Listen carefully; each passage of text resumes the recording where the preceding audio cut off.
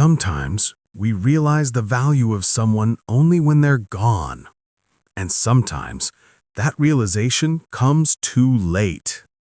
This is the story of a son who had everything except time for the woman who gave him everything. His name was Ryan, a young man in his late 20s living in New York City. Smart, ambitious, always in a rush. He worked at a tech company, chasing promotions, clients, deadlines, and dreams. His mother, Linda, lived alone in their small hometown a few hours away. She was the kind of woman who never complained. Even when her son forgot to call, she'd smile and say, "He must be busy. That's good." Every weekend, she'd wait for his call. Sometimes it came. Most times it didn't. Ryan loved his mother, of course, but in his world, love was silent. He thought, "She knows I care. I'll visit her when I get time." But time never came. Months passed. Ryan got busier, and his mother got older. Her voice on the phone grew weaker, but he didn't notice. Every call ended the same way. "Take care of yourself, Mom. I'll come soon." And every time she whispered, "I'll be waiting." But soon never arrived. Then, one day, Ryan got a message from an old neighbor. "Your mom isn't feeling well. You should check on her." He frowned, but replied, "I'll visit next weekend." Next weekend came and went. A few days later, his phone rang again. This time, the voice on the other end wasn't familiar. It was the hospital.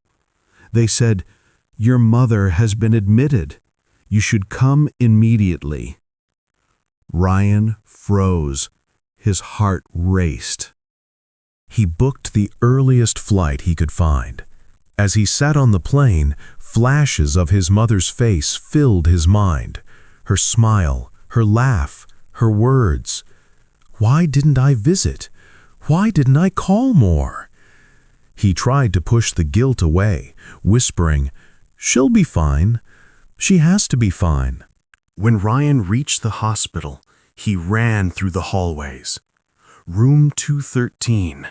He still remembers the number. He opened the door slowly. There she was, frail, lying on the bed, her eyes half open.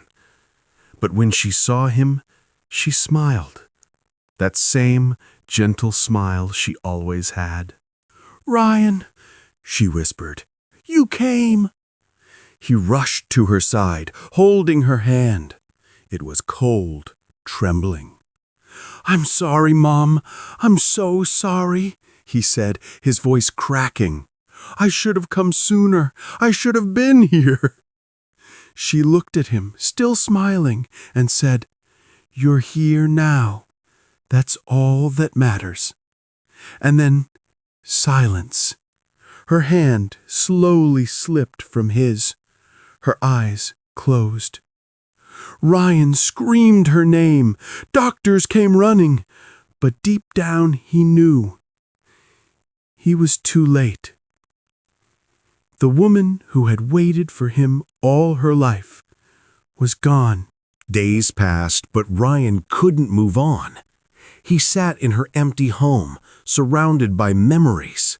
The family photos on the wall, her favorite teacup by the window, her old phone with unanswered calls. On the table, he found a small note in her handwriting. It said, "Don't forget to eat, Ryan. You work too hard. I love you always." He broke down. That was his mother, always caring, even when she was the one who needed care. From that day, Ryan changed. He started visiting old age homes, spending time with mothers who were lonely. He told his story to others, not for sympathy, but to remind them, Don't wait for the right time. The right time is now. Because no job, no success, no dream is worth losing the person who gave you life. So if you still have your parents, call them today. Visit them soon. Hug them tight. Because one day you'll wish you did, and it'll be too late. Remember, love isn't about big gifts or perfect words. It's about being there before it's too late.